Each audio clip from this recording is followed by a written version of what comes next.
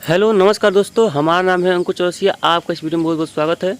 बताएंगे आपको अगले 24 घंटों के साथ साथ कैसा रहेगा मौसम और कई मॉडलों के हिसाब से आपके अपडेट करने का प्रयास करेंगे कि कहां पर कितनी वर्षा होने की संभावना है, कहां पर कैसी वर्षा की संभावना फिलहाल दिखाई नहीं पड़ रही है। इसके बारे में पूरा डिटेल में बताने का प्रयास करेंगे। तो दोस्तों, इससे क्या पता है कि एक कम दबाव का क्षेत्र पूर्वी क्षेत्रों पे बंगाल खाड़ी के आसपास बन चुका है यहाँ पर, और ये धीरे धीरे इंटेंसिफाई होगा well mark low pressure area में। उसके बाद ये आगे बढ़ेगा सेंट्रल भारत की ओर, सेंट्रल पार्ट्स ऑफ इंडिया की ओर ये आगे बढ़ेगा, जो कि पिछले कई सालों से इसका ट्रेंड यही चल रहा है कि सिस्टम्स जो वो हैं वो बढ़ रहे हैं और मध्य भारत की तरफ जा रहे हैं। वो देखने को कई इलाकों में कई दिनों से, पिछले कई सालों से मिल रहा है।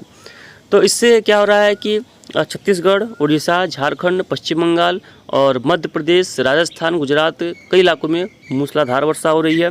और पश्चिमी सिरा क्योंकि ट्रफ का कभी कभी तराई में रहता है, और चूँकि अगर पूर्वी सिरा ट्रफ का वो नीचे रहता है, क्योंकि जब लो प्रेशर एरिया बनते हैं तो वो लो प्रेशर के साथ मिला रहता है, लेकिन पश्चिमी सिरा को तो बहुत समय रहता है, इसलिए वो पश्चिमी सिरा पीछे की तरफ तराई की बेल्ट में रहता है। जैसे कि मान लीजिए अगर कोई सिस्टम बना तो ट्रफ जो है वो इस तरह से यहाँ की तरफ यहाँ पर आगे बढ़ेगी, यहाँ तक। लेकिन जब ये सिस्टम जब है ये और आगे बढ़ेगा, ये सिस्टम अगर मध्य भारत पर आ जाएगा तब भी अगर ट्रफ चाहे तो यहाँ से यहाँ तक रह सकती है। लेकिन जब सिस्टम यहाँ आ जाएगा तब जाकर ट्रफ नीचे आती है। लेकिन जब ये सिस्टम यहाँ से यहाँ रहेगा तभी ट्रफ यहाँ से नीचे आ जाएगी। तो मेरे कहने का मतलब ये है कि उत्तर प्रदेश और बिहार के लोगों को काफ़ी ज़्यादा, खासतौर पर पूर्वी उत्तर प्रदेश और बिहार के लोगों को काफ़ी ज़्यादा बेसब्री से इंतज़ार है बारिश का, एक अच्छे बारिश का, जिससे खेतों में पानी भर सके और जो कह सकते हैं कि खेतों में धान की नर्सरी लगाया जा सके। लेकिन ऐसा कोई संभावना, मतलब ऐसा स्थिति नहीं बनी। और आज लास्ट दिन है पहले मंथ का, यानी कि मानसून का पहले मंथ का आज लास्टवां दिन है, अंतिम दिन है, और कोई खास वर्षा वो बिहार या उत्तर प्रदेश के कई क्षेत्रों में नहीं हुई है। वो वहीं के लोग जानते हैं जहाँ पर वर्षा नहीं हुई है। ऐसा नहीं है, मध्य प्रदेश के भी ऐसे कई ज़िले हैं जहाँ पर बारिश में कमी रही है। राजस्थान में कल, उत्तरी राजस्थान में वर्षा में कमी थी, कल भरपाई हो गई है, बहुत वर्षा हुई है। आपने देखा कि ट्रफ जब उत्तर प्रदेश के गंगा के क्षेत्रों में है तब भी वर्षा मध्य प्रदेश तक जा रही है और राजस्थान तक जा रही है, और जब ट्रफ मध्य प्रदेश में थी तब भी यहाँ पर वर्षा यहाँ तक जा ही रही थी।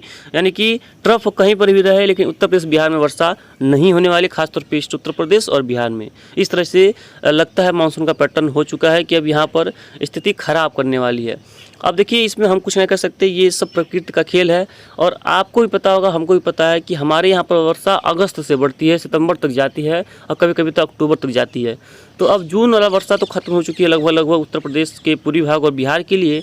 जुलाई में कुछ संभावना रहती है। अब सिस्टम लगातार बन रहे हैं, यानी कि एक के बाद एक सिस्टम बनते जा रहे हैं, एक के बाद एक सिस्टम बनते जा रहे हैं, जिससे कि क्या हो रहा है, वर्षा जो है वो सिमटती जा रही है सेंट्रल पार्ट्स पे, क्योंकि सिस्टम का ट्रैक सेंट्रल पार्ट्स है और एक के बाद एक सिस्टम बन रहे हैं, तो ट्रफ भी ऊपर नहीं आ रही है। जब मानसून ट्रफ ऊपर नहीं आ रही है तो वर्षा देखने को नहीं मिल रही है। हालांकि इस दौरान अभी पिछले 2 दिनों में ट्रफ ऊपर आई है और पूरा गंगा के मैदानी क्षेत्रों से होकर गुजर रही है, लेकिन वर्षा के नाम पर कुछ भी नहीं है यहाँ पर, पूरे हमारे यहाँ पर कुछ भी नहीं है। हालाँकि साउथ उत्तर प्रदेश में वर्षा हुई है, लेकिन नॉर्थ ईस्ट उत्तर प्रदेश और पूरा बिहार, एक मान के चले कि उत्तरी बिहार में वर्षा में काफ़ी भारी कमी है। तो बस यही है कि जो सिस्टम है वो एक के बाद एक सिस्टम बनते जा रहे हैं और एक के बाद एक सिस्टम का प्रभाव देश के इलाकों में देखने को मिलता जा रहा है।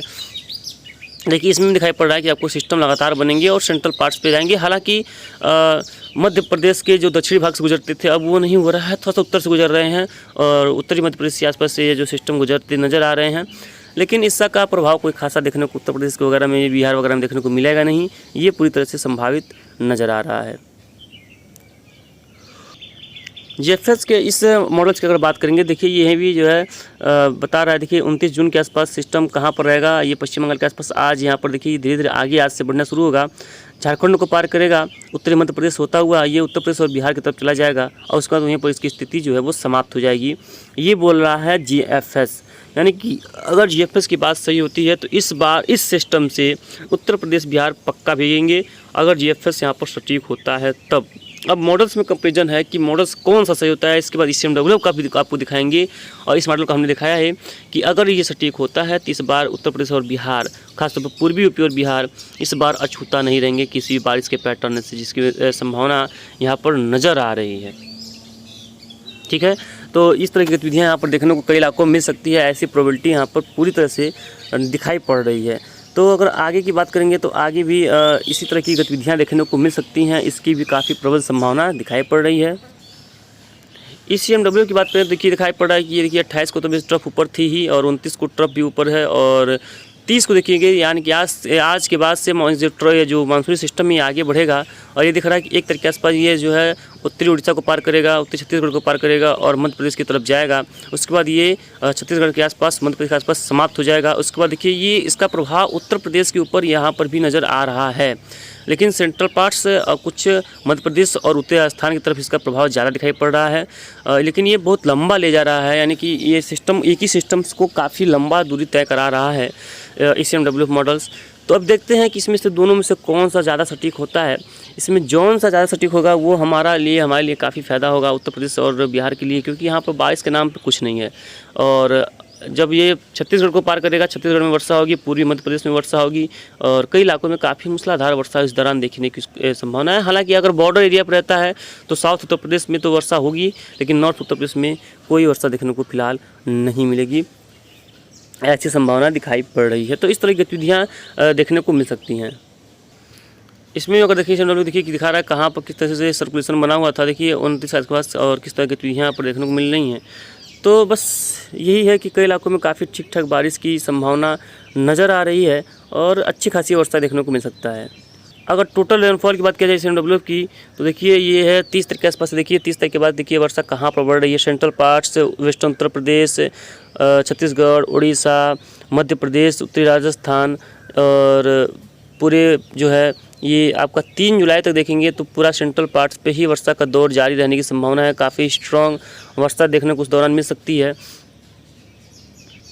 तो देखिए यानी कि 4 जुलाई 5 जुलाई तक भी देखेंगे अगर ECMW की माने तो 5 जुलाई के बाद ही उत्तर प्रदेश और बिहार में वर्षा की गतिविधियों में कुछ बढ़ोतरी देखी जाएगी, यानी कि 5 जुलाई तक उत्तर प्रदेश और पूर्वी भाग और बिहार में वर्षा की बहुत मात्र हल्की मात्रा संभावना है, बहुत ज़्यादा संभावना फिलहाल ECMW के हिसाब से तो फिलहाल दिखाई नहीं पड़ा। देखिए लेकिन मध्य प्रदेश, राजस्थान, गुजरात, उत्तर प्रदेश का पश्चिमी भाग, पंजाब, हरियाणा, उत्तरी राजस्थान, पूर्वी राजस्थान, मध्य राजस्थान, पंजाब, हरियाणा, दिल्ली, उत्तराखंड में मूसलाधार वर्षा की संभावना दिखाई पड़ रही है। यहीं अगर बात करें GFS के टोटल में, तो देखिए ये 30 तारीख के बाद देखिए वर्षा को जो है ये उत्तर प्रदेश की तरफ बढ़ा रहा है, मध्य प्रदेश की तरफ, पश्चिमी राजस्थान, पूर्वी राजस्थान, उत्तर प्रदेश के कई क्षेत्र, बिहार के कई क्षेत्र, पूरा पंजाब, हरियाणा, दिल्ली, मध्य प्रदेश के कई क्षेत्र, यहाँ पर वर्षा गतिविधियों को काफ़ी बढ़ाता नज़र आ रहा है। और जुलाई 8 तक देखेंगे तो कई इलाकों में वर्षा गतिविधियों में काफ़ी व्यापक बढ़ोतरी की संभावना है। GFS भी उतना कोई खास साथ उत्तर प्रदेश के पूर्वी भाग और बिहार के लिए देता हुआ नज़र नहीं आ रहा है। साउथ में भले ही वर्षा की गतिविधियाँ ज़्यादा बढ़ेंगी, लेकिन पूर्वी में कोई खासा वर्षा की गतिविधियाँ बढ़ने की पूरा प्रोबेबिलिटी फिलहाल दिखाई नहीं पड़ रही है। इस तरह की संवेदनाएँ दिखाई पड़ रही हैं। बाकी जो भी होगा हम आपको लगातार आगे अपडेट करते रहेंगे। आप चैनल से लगातार जुड़े रहिएगा, जिससे आपको और आपके पूरे परिवार को अच्छी से सही जानकारियाँ आपको मिल सके। मिलते हैं इसके नेक्स्ट वीडियो में, तब तक के लिए लगातार चैनल पर आप